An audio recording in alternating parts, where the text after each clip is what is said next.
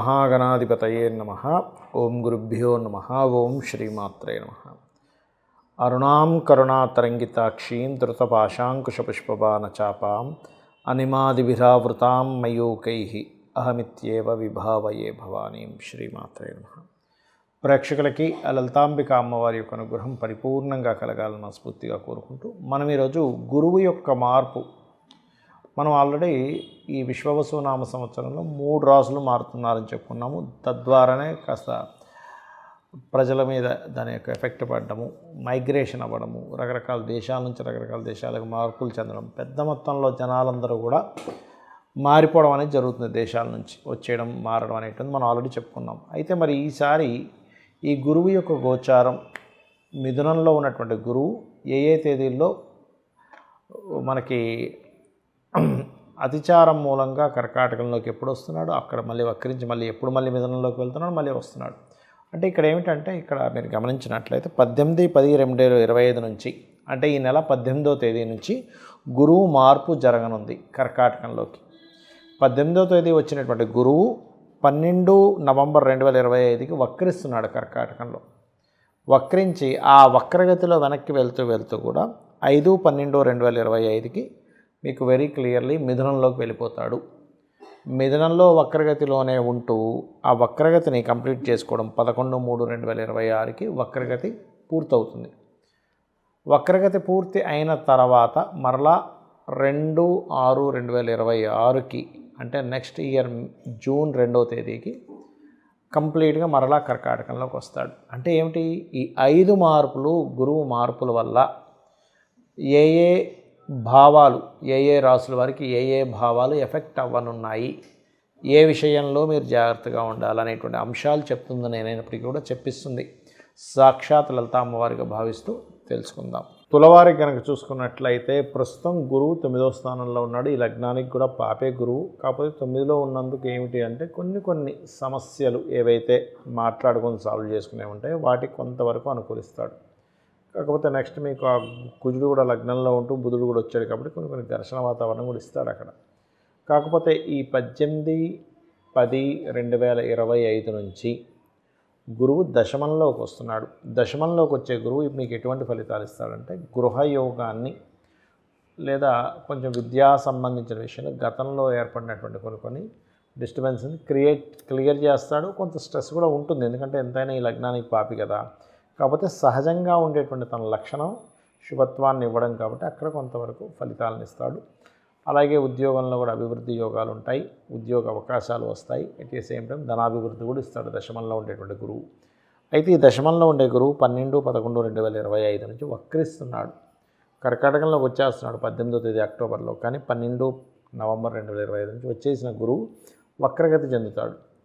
So November 12 నుంచి వక్రించినటువంటి గురువు వక్రించుకుంటూ again వల్ల కర్కాటకంలోకి ప్రయాణం చేస్తాడు. ఆ కర్కాటకంలో కంప్లీట్గా వెనక్కి ఎప్పుడు వెళ్తాడంటే 5/12/2025 నుంచి వెనక్కి వెళ్ళి ఆ మిథునంలో కూడా వక్రించి ఉంటాడండి. దీనివల్ల ఏమిటి ఫలితాలు, మరి 9లో ఉండే గురువు ఎటువంటివి ఇస్తాడు ఏమిటి అని చెప్పి చూసుకున్నట్లయితే, ఏదేమైనా సరే మీకు ఇది రుణాలు రావడానికి, రుణ సంబంధించిన మనం ప్రయత్నం చేస్తుంటాం బ్యాంక్స్ నుంచి, ఇటువంటి వాటికి అనుకూలతను ఇస్తాడు ఇక్కడ చూసుకున్నట్లయితే. అలాగే మరొక విషయం ఏంటంటే, ఈ 11/3/2026 వరకు మిథునంలో వక్రించి ఉండి అక్కడ స్ట్రైట్ అవుతున్నాడు. వక్రించి ఉన్నా మిథునంలో స్ట్రైట్ అయినా కూడా మీకు రుణాలకి చాలా బాగుంటుంది చెప్పాలంటే. అలాగే కొన్ని విషయాలు మాట్లాడుకొని సెట్ చేసుకునేవి, కమ్యూనికేషన్స్ ద్వారా సెట్ చేసుకునేవి బాగుంటాయి. 2/6/2026 నుంచి ఎప్పుడైతే మీకు మరలా అగైన్ కర్కాటకంలోకి స్ట్రైట్ అయిపోతాడో వచ్చేసి, అంటే మనకి మిథునంలో ఉండే గురువు 2/6/2026 నుంచి కర్కాటకంలోకి వస్తున్నాడో ఇది ఇచ్చేటువంటి రిజల్ట్ ఏమిటి అంటే, ధనాభివృద్ధిని, ఉద్యోగాభివృద్ధిని, ఏదైనా మనం చదువుకోవాలి, పలానా కోర్స్ చేయాలనుకునేటువంటి విషయాల్లో కోర్సెస్ చేయడానికి ఇక్కడ ఇది అనుకూలిస్తున్నాడు. ఇక మీరు చేయవలసిన దేవతారాధన, మీకు కనుక మీ జన్మజాతకంలో సహజంగానే తులాలగ్నానికి గురువు పాపి కానీ, మీరు చేసేటువంటిది ఏదైనా కానీ సంకల్పించాలి అంటే, గురుబలం బాగుండాలి అంటే మీ జాతచక్రంలో ఉండే గురువు బలం ఎలా ఉందో చూసుకోండి. మీకు గనక గురువు పాడైన, గురువు పాపకత్తెలో ఉన్న ఆ గ్రహాలకు దీపారాధన చేయండి. గోవులకి అరటికాయలు తినిపించండి, దక్షిణామూర్తి స్తోత్ర పఠనం చేయండి, అన్ని విధాలు బాగుంటుంది. ఈ యొక్క గురువు విషయంలో చాలామందికి సంశయాలు ఉన్నాయి. ఏమంటే గురుగ్రహం గురు బలం అంటారు, ఇప్పుడు పలానా రాశి వారికి ఉందంటారు, పలానా రాశి వారికి లేదంటారు. అసలు ఈ గురుబలం చూసుకోవడం ఎలాగా?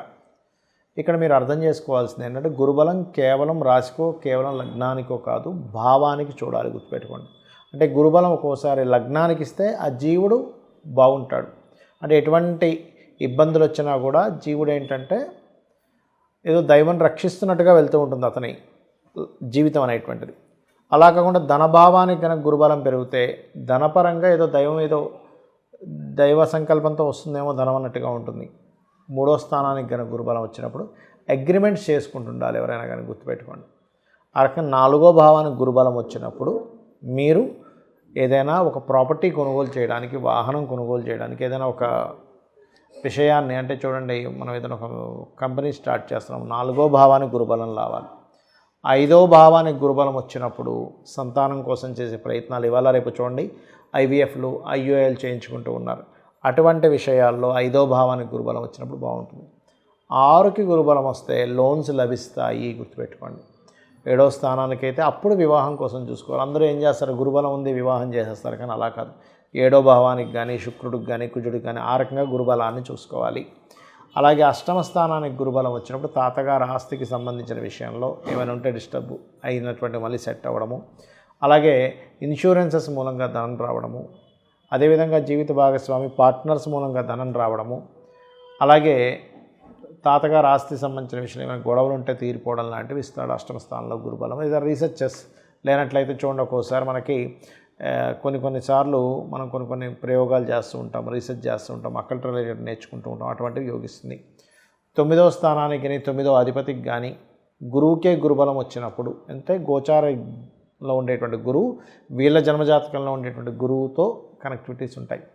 అలాంటప్పుడు ప్రధానంగా ఇక్కడ మీరు తెలుసుకోవాల్సిన అంశం ఏమిటి అంటే, ఇది ముఖ్యంగా ఉపనయనము చేయించుకోవడానికి, దైవ కార్యాలు చేయడానికి, పుణ్యక్షేత్రాలకు వెళ్ళడానికి బాగా యోగిస్తుంది.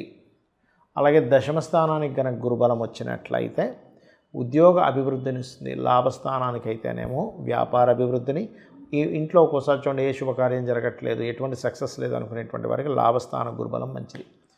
అయితే ఇక్కడ 12వ స్థాన గురుబలం కనుక పెరిగినట్లయితే కొన్ని పుణ్యకర్మలు చేయడానికి, విదేశాలు వెళ్ళడానికి బాగుంటుంది. అయితే ఇక్కడ ఈ విషయంలో మీ యొక్క గురువు ఎలా ఉన్నాడు, ముందుగా మీ జాతక చక్రంలో గురువు బలంగా ఉన్నాడో బలహీనంగా ఉన్నాడో తెలుసుకోండి.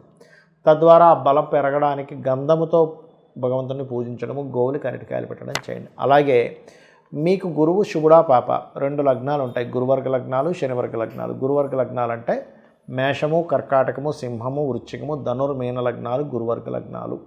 శనివర్గ లగ్నాలు అంటే వృషభము, మిథునము, కన్యా, తుల, మకర, కుంభరాశులు శనివర్గ లగ్నాలు అవుతాయి. ఈ శనివర్గ లగ్నాలకి గురువు కొంతవరకు హెల్ప్ చేస్తాడు, గురువర్గ లగ్నాలకి ఎక్కువ ఇది ఉంటుంది. ఎందుకంటే ఇది గురువర్గము, అది శనివర్గము.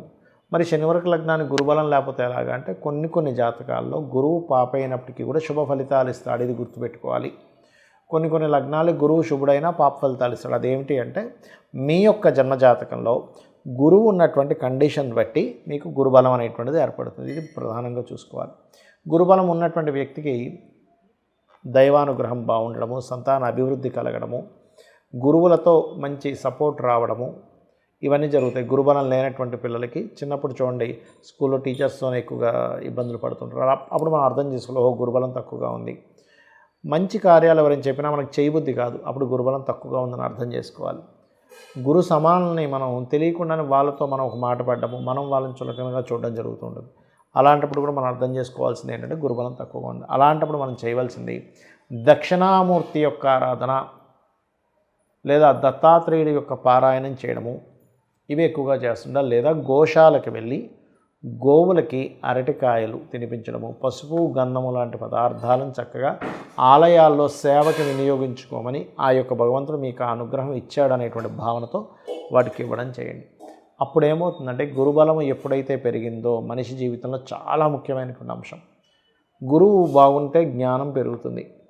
జ్ఞానం వల్ల అంటే మనం ఏదైనా పుణ్యకార్యములు చేయాలన్నా, దేవత ఆరాధన చేయాలన్నా గురుబలం ఉండాలి.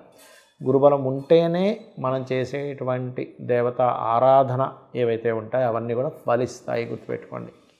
కాబట్టి గురుబలం పెంచుకునేటువంటి విషయాల్లో ఈ యొక్క ప్రక్రియలు పాటించండి.